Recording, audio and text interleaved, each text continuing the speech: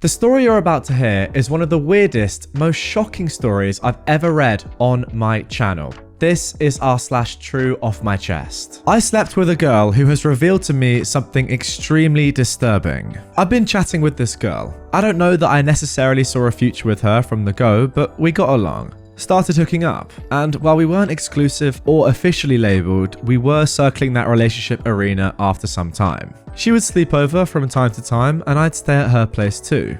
And this is where it all unravelled. We spent the evening together at her place and decided that I'd stay the night. She showered and got ready for bed before me because I decided to shave my beard and the cleanup took a bit of time. I showered and I was finishing up when I started to hear her giggling and laughing hysterically in bed. I can't hear what she's watching because of the bathroom fan, so I figured she's watching something funny. This keeps on going for a while, and I'm now laughing too because she has a contagious laugh. So I'm eager to plop into bed with this girl to see what's so funny. It wasn't funny.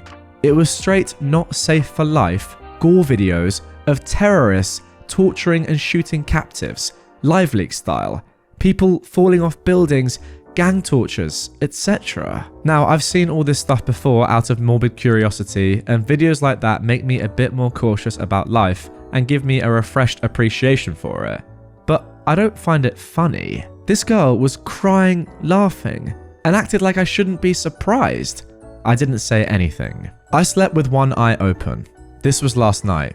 I changed the door lock code to my house. I don't know yet how I'm going to end this, but it's happening. And in the small off chance you, the girl I'm seeing, reads this, you are freaking crazy. Yeah, just leave. Get out of there immediately. I mean, what is this? How can someone possibly enjoy watching this sort of content? I'll be honest with you guys as well. I'm quite similar to OP. I have seen a decent amount of this. I mean, I say a decent amount. I've seen the odd video here and there. Because to be fair, like OP, I do think it's sometimes important to know what is going on in the world and to appreciate how lucky I am in my spot that I don't have to deal with this sort of stuff. But enjoying it? What? I mean, psychologically, something terrible is going on with this woman, and you've done the right thing by not even bothering to try and chat about it. Just get out. So weird. Let's move on. My girlfriend has a gift, and I'm terrified. Okay, this sounds insane, but I don't know anymore. I am a 27-year-old man, and I've known my girlfriend, who is 24, for around 7 years, and she's always been a bit odd. Not in a bad way, but she's very empathetic and too kind for her own good. She also has chronic depression, anxiety, and BPD. A few months into us dating, she would do this thing where she would text me to hydrate, or eat, or stretch, or relax my muscles, the works. I didn't think much of it, honestly. Like, those are very common things that people forget to do. Then she got more specific. Example being, hey, pop your left shoulder or it will start to hurt later tonight. Or she'd buy me foods that I was craving without me asking, or send me reassurance when I was feeling low. Even those, however, I was able to brush off with ease. Like, what nearly 30-year-old doesn't have aches and pains, you know? It was like that for months, and occasionally I'd ask her how she knew I hadn't hydrated all day, or how she knew I wanted one of my cravings, to which she'd always respond with, it's a gift. Cool, huh? I figured she was bluffing and kept getting lucky, but now I don't think that's the case. Last week, she called off work and rushed over. I asked her why she felt the need to do that, and she said she felt compelled. An hour later, we got the news a family member I was close to passed. Here I have to note, she is close with my parents, but they don't talk outside of family gatherings, so there's no way she would have known prior to the call. She stayed by my side the rest of the week and confided in me that she was a different religion than I am. She's a Hellenistic pagan and I'm a Baptist, and that she got the urge to call off work when she was cleaning up her altar. I was a bit shaken up, but ultimately I was just glad that she was there with me. This weekend we went to visit her dad. She suggested it because he lives outside of a tourist trap town and we could use the vacation.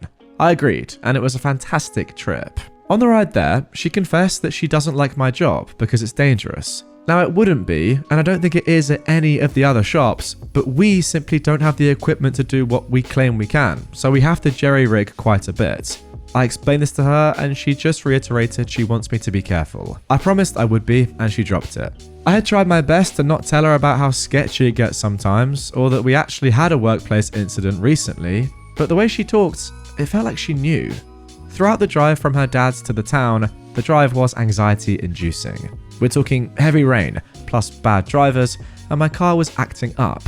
Yet, my usually anxious girlfriend with car wreck trauma was unfazed. When I inquired about it at dinner, she said she knew we wouldn't wreck. I asked how she could possibly know that, and she said, I have a gift, and I should just trust her on this.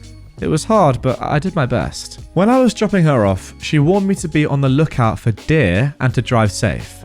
Two somewhat normal statements, given where we live, but I didn't think it meant, hey, there's gonna be a deer in the middle of the road, so don't hit it. It was just the icing on the cake, and I still don't get this gift.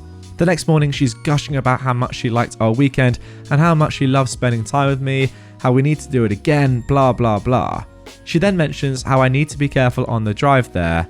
Lo and behold, there was a wreck on my commute. I got to witness it. At lunch, she asked if I'm okay, which I kind of had just gotten a cut on my arm. I'm a mechanic, so it's common.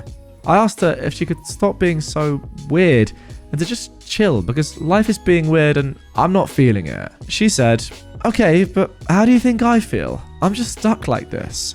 I apologized and she agreed she would chill and told me she didn't mean to scare me, but now I'm super weirded out by her. Okay, now this one is really, really strange. Personally, I do not believe in anything kind of fantastical or, illogical. So someone being able to do this sort of thing, almost predicting things that are going to happen to you, even though it is impossible that they could know these things are going to happen. I don't know. I don't really know how to explain it. It does seem almost inexplicable. But you could argue that perhaps this girl just really likes you and is doting on you, OP, and is just looking out for you and has just got a little bit lucky, or there have been a few coincidences. Individually, these things aren't the craziest claims to make. Say, don't hit a deer. There could be a deer on the road. You never know. Or be safe at your work. Maybe she does know that it's actually quite unsafe, to be fair. I would honestly recommend changing jobs. It doesn't sound the best work environment. It does sound pretty sketchy. But back to back to back to back, I don't know. I can't really explain that. As I said, I do not at all believe in kind of the fantasy world or people that can kind of predict these sort of things, or, like mind readers or people that can see the future. However, let me know in the comments down below. What do you think is going on here? Because I have no idea. Someone in the comments down below has said, look, it sounds like you've got a good thing going. A girl who loves you, likes spending time with you. That's better than any man has the right to ask for. Don't self-sabotage. Also, if your girl is a wizard, then that's cool as frick. Good luck, my dude. There you go. I couldn't have said it better myself. Maybe she is just a wizard. And if so, you're dating a wizard. That's pretty freaking cool. Now for our next True Off My Chest post. I'm in shock. My date died. I'm a waitress at a restaurant, and there was this guy who started coming into my job about a month ago.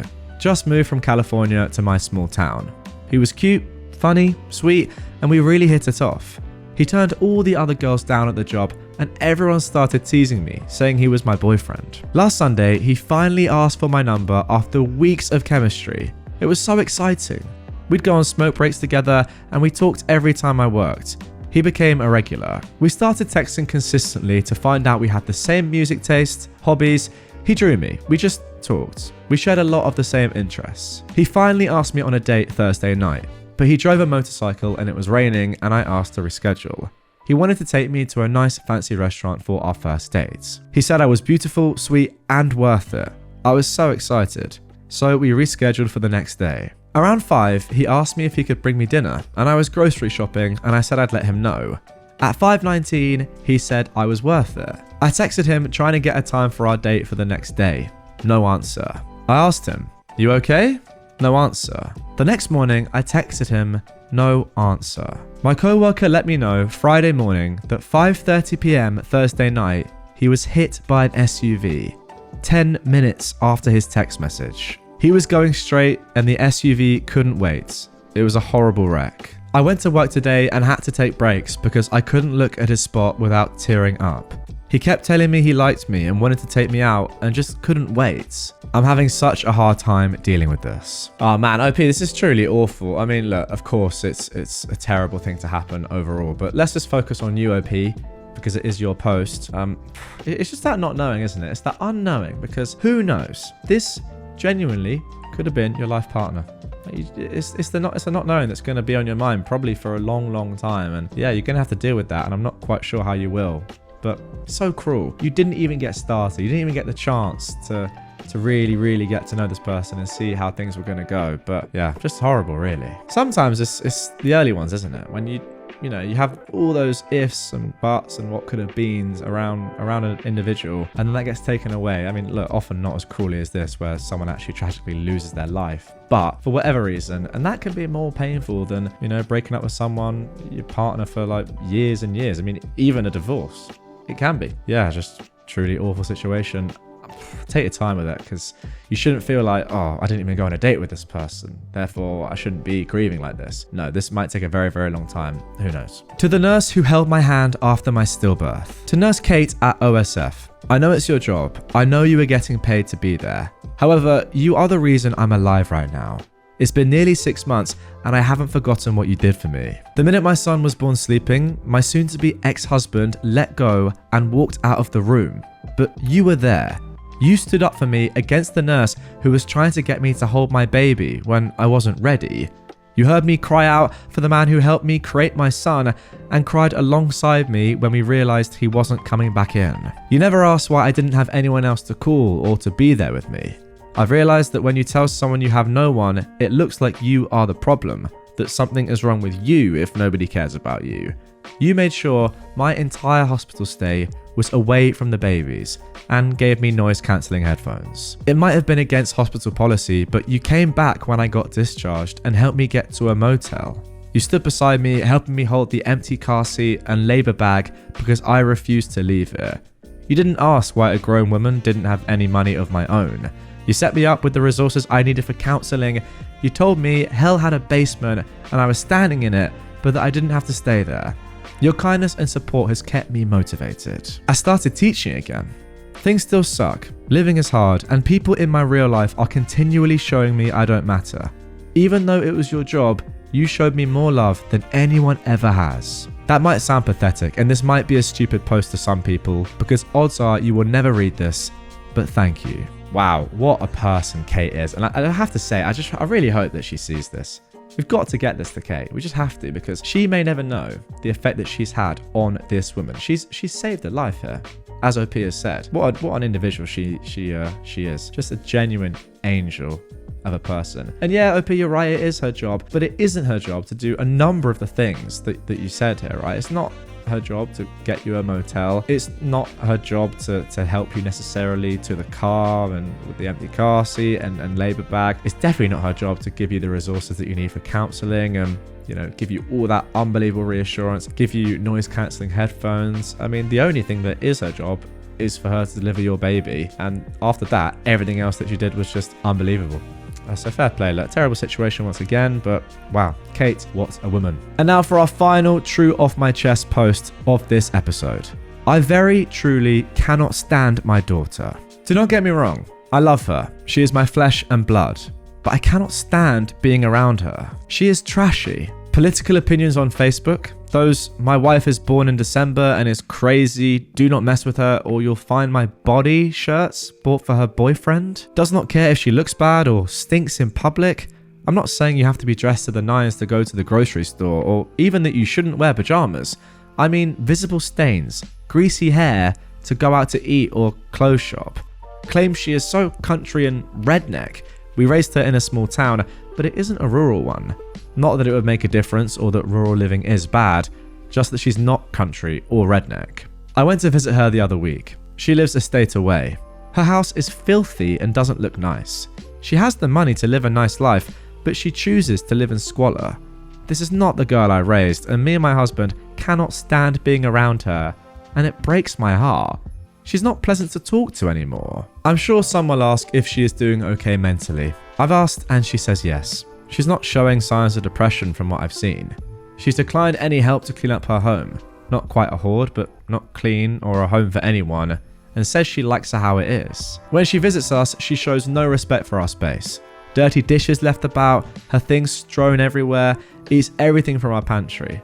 I'm not one to turn down food for my children, even though they're grown-ups, but if you're visiting for a few days, I shouldn't have to spend $200 just on food for you.